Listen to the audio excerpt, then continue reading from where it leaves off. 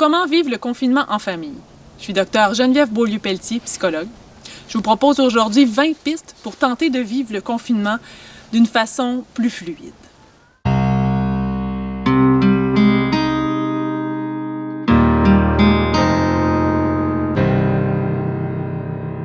On est actuellement en contexte de confinement.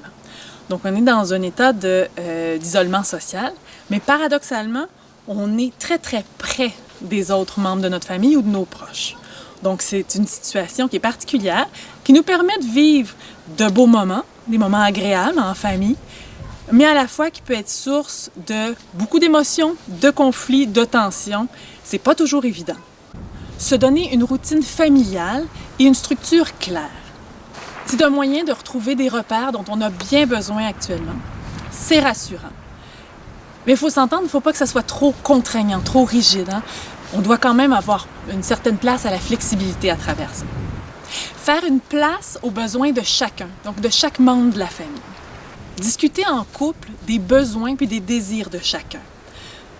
Pour éviter les conflits puis les non-dits. Ça va être appelé probablement à changer au fil des semaines et ce sera l'occasion justement de s'asseoir puis de pouvoir réajuster le tir ensemble.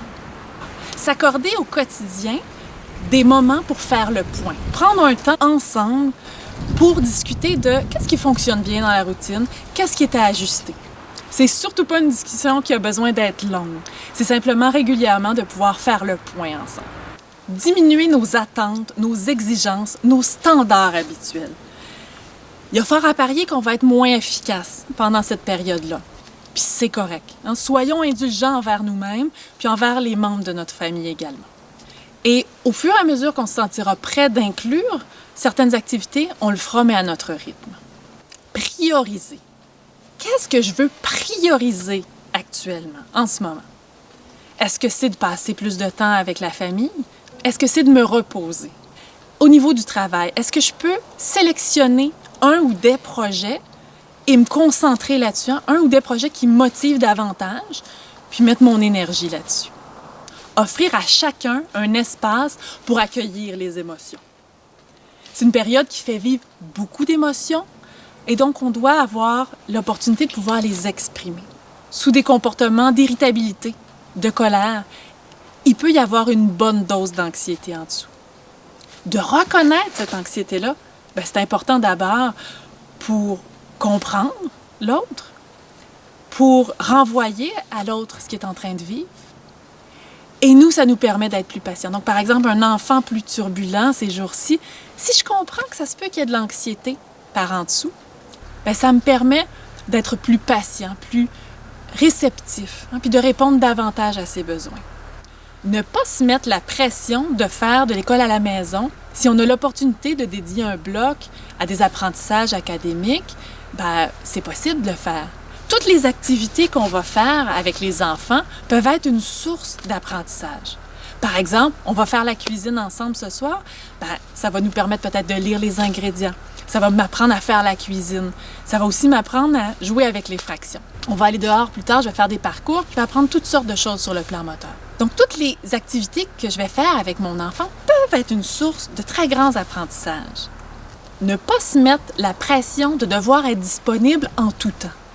Se mettre la pression d'être l'animateur de camp de jour ou le géo pour nos enfants, c'est pas nécessaire. Et c'est même bénéfique de pouvoir laisser des moments où l'enfant va être autonome. Il va pouvoir s'occuper par lui-même. L'autonomie, c'est un besoin qui est essentiel pour tout le monde. Ça enlève la culpabilité aussi qui peut être vécue de ne pas pouvoir tout le temps être disponible. Ne pas craindre l'ennui chez l'enfant. Quand un enfant s'ennuie, on peut voir toutes les idées qui vont émerger de ce moment-là. Des idées très riches, drôles, amusantes, créatives au final. C'est de l'ennui que va pouvoir émerger la créativité bien souvent. Donc, on n'a pas à se sentir coupable que l'enfant s'ennuie si, à d'autres moments dans la journée, il est suffisamment stimulé, ces périodes d'ennui-là vont pouvoir lui être bénéfiques. L'importance de s'accorder des moments pour soi. La solitude, c'est important. Actuellement, on est dans une période de proximité en famille. Alors, c'est important qu'on puisse avoir des moments de solitude. Pour les parents en situation de monoparentalité qui ne peuvent pas bénéficier de relais, Bien, c'est important de se bloquer des plages horaires où on va pouvoir justement avoir ce moment de solitude-là. Donc, en le mettant à l'horaire, ça permet aux enfants de savoir que dans ce bloc de temps-là, bien, c'est des jeux, par exemple, qui vont être plus entre la fratrie ou des moments de jeu seuls. Et pendant ce temps-là, bien, le parent va pouvoir avoir davantage cet espace-là. Ça va demander d'être créatif pour se trouver ces moments-là. Donc, est-ce que, par exemple, l'enfant peut être en contact, en converser avec un grand-parent pendant cette période-là? Est-ce que je peux mettre une histoire audio à l'enfant? Donc, il va l'occuper pendant un certain temps, qui va être très pertinente pour l'enfant et qui va permettre aux parents d'avoir un espace à lui. Prendre le relais aux besoins. Si on sent que l'autre conjoint est débordé émotionnellement, qu'il en a assez, c'est le temps de prendre le relais, même pour quelques minutes. Le temps de laisser au conjoint le temps de souffler, de décompresser pour éviter les débordements émotionnels. Aménager l'espace pour que chacun se sente bien. Désencombrer la maison pour éviter que les jouets traînent, que les objets s'empilent, qu'on doive constamment ranger. Ça peut être source de conflit également. S'assurer que chacun puisse avoir un lieu où il peut être seul au besoin. Ça n'a pas besoin d'être une pièce différente, mais au moins un coin où je peux être seul. Se mettre en action. Être en action, ça permet de diminuer notre niveau d'anxiété. Sur le plan psychologique, ça permet d'augmenter mon niveau de bien-être. Attention toutefois de ne pas tomber dans la fébrilité puis dans l'éparpillement, donc d'investir trop de projets en même temps, trop d'actions, ce qui ça risquerait d'augmenter le niveau d'anxiété. Se planifier des moments de jeu de qualité en famille.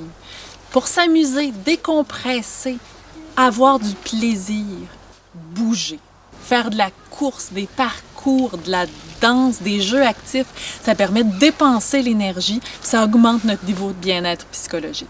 C'est valable aussi pour les adultes, donc de bouger, de faire de l'exercice, ça a également les mêmes effets bénéfiques.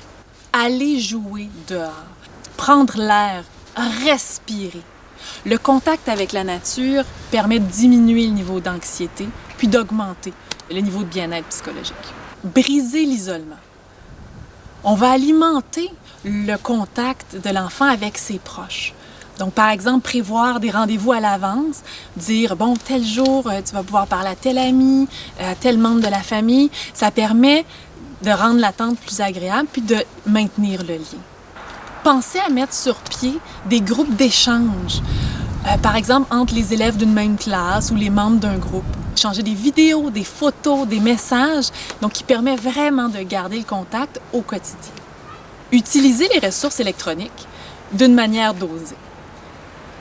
Donc, de façon électronique, on a accès à plusieurs ressources qui peuvent être très pertinentes, très intéressantes. Des jeux éducatifs, des tutoriels pour comment apprendre à dessiner, à fabriquer des objets, des cours de danse, des cours de piano, des jeux d'échecs, par exemple.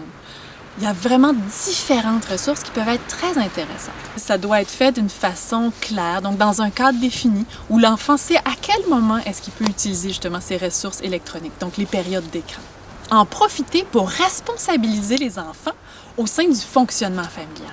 Donc, on peut expliquer aux enfants que dans le contexte actuel, on doit travailler ensemble pour que le quotidien se passe de façon agréable, en s'adaptant à l'âge de l'enfant, puis en le faisant dans un contexte ludique.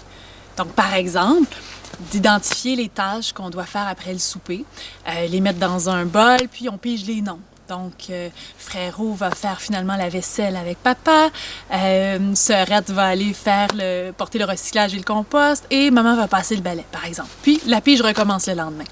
Et en terminant, piste 20, donc se rappeler que nous vivons tous la situation actuelle. Donc, que toutes les familles vivent le contexte de confinement actuel, et chaque famille le vit à sa façon. Gardez en tête que le confinement actuel est une situation temporaire qui va éventuellement prendre fin.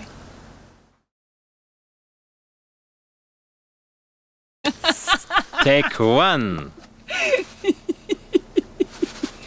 Maman.